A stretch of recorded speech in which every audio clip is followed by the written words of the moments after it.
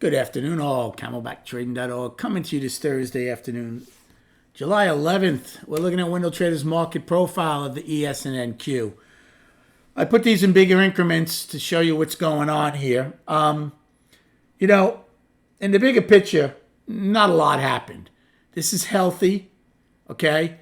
We definitely have short-term excess at the all-time overnight highs in ES and NQ. Now, excess ends one auction and starts another. Well, that certainly happened today. The overnight high was 707.75. We traded as low as 63 and change.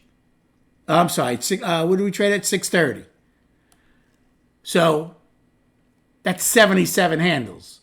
NQ went from 984, just missed 21,000, down to what's our low today?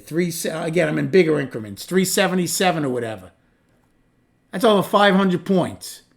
So I would be more concerned, a lot more concerned, if that excess was in regular trading hours. It's not. Overnight all-time highs have never held. Doesn't mean it can't hold for a while. It certainly held for today, but they've never held. Okay? Righty explodes out of balance. They had an inside month, inside week. They're in balance on the daily. Rip above, heavy volume. Now, again, like I told the trading room, we want to see going forward if that volume keeps up. Short covering is vicious. There were a lot of shorts caught with their pants down in righty. If the volume starts drying up within a day, well, then the majority of what happened today was just short covering, because IWM did 62.5 million. Okay, they did almost double their average volume.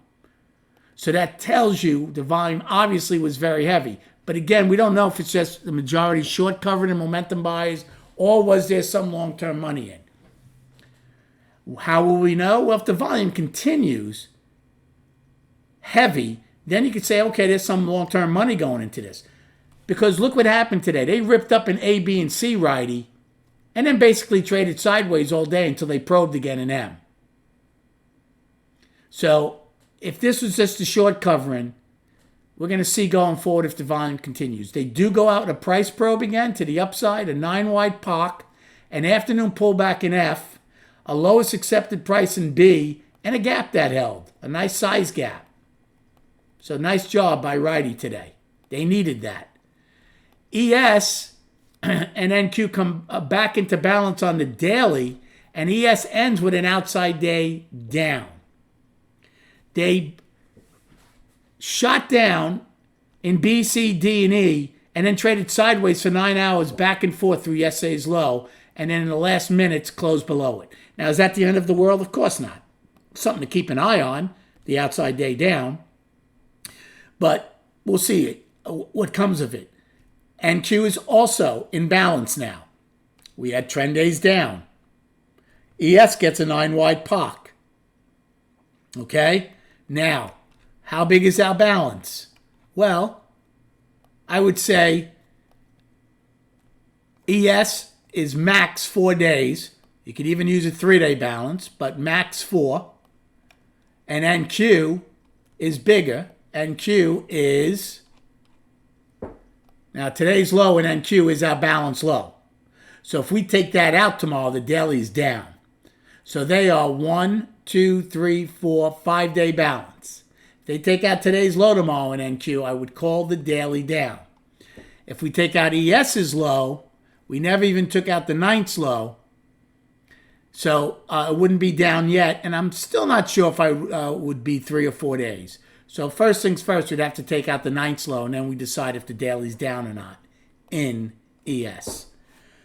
I'm very frustrated today. I saw the market well, but B period really turned the screws on me and knocked me out of my rhythm really, really badly. I took a long in ES and A period to get... Hold on. I took a long, against in A period, against the overnight low. It pushed down the first time. And I thought it would be a decent risk reward the first time against it. And it was. It worked. Okay? Then once we got it, I started shorting it because we had the overnight low. So I started shorting it with some ebb and flow. Okay. But B period, now B period opens. Now ES took out A's high right away. NQ didn't even take out the opening. So I'm like, okay, I'm looking for shorts. Well, I shorted it, and again, I think it was at like 37, and I added it 50, and then they go ripping up to 70 or 72, and I took it off. It was a decent loss. Then I switch and take a long in ES because I'm like, well, they're one-time framing up. I made 2 points on a one lot, came in again. I bought it again. I'm like, well, they're still one-time framing up. Well, guess what? Boom. Below the opening, below A's low, reversal bar, got out of it. So not only did I lose on a short in NQ, I gave back what I made on a long in ES and more. And now my head is all screwed up. And then what happens? What happens? NQ rips lower.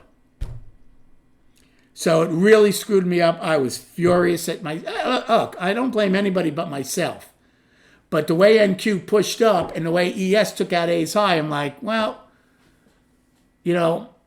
maybe we are going to get a little bit more to the upside. Obviously, we didn't, and we started going.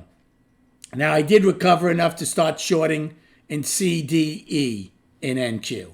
Nothing big, nothing huge at all, but I did some shorts against the single prints and the ebb and flow. And then, believe it or not, I took a long in K period in ES. Was it ES? Yeah, in ES to stop the one-time framing down, and that worked. But here's where I'm upset. I'm upset. I should have given it a little more room, number one. But like I told the room, these last bunch of days and weeks, you play small and make small to wait for a good momentum day and trend day. And we got that today, and my mental reserve was blown in B period. Because of me, not anybody else, and never took full advantage of what they gave us in B, C, D, E, and NQ, and even lower in NQ. Now, ES really dried up below E. They got nothing below E. They got 6 handles. NQ got $2.50 below E's low. So just never took full advantage of it. So that's why I was a little ticked off, especially in the morning.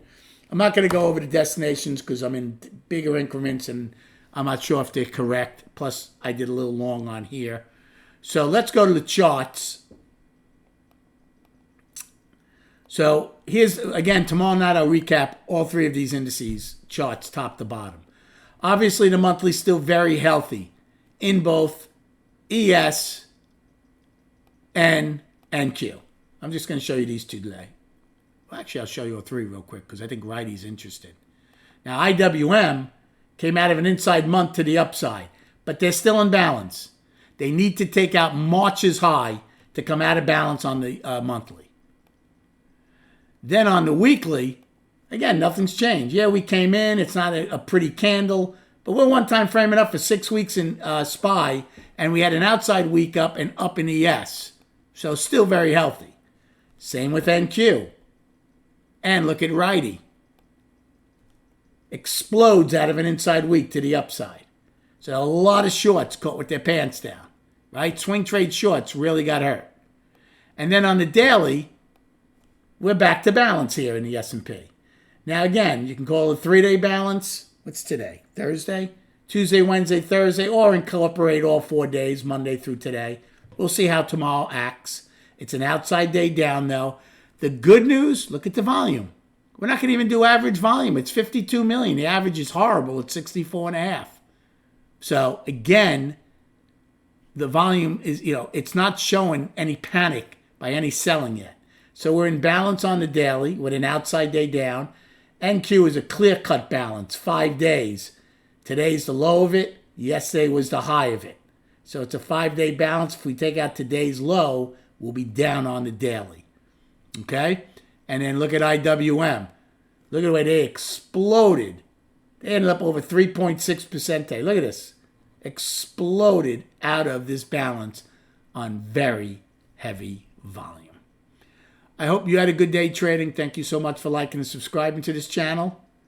Have a good evening, and we'll speak prior to the opening tomorrow.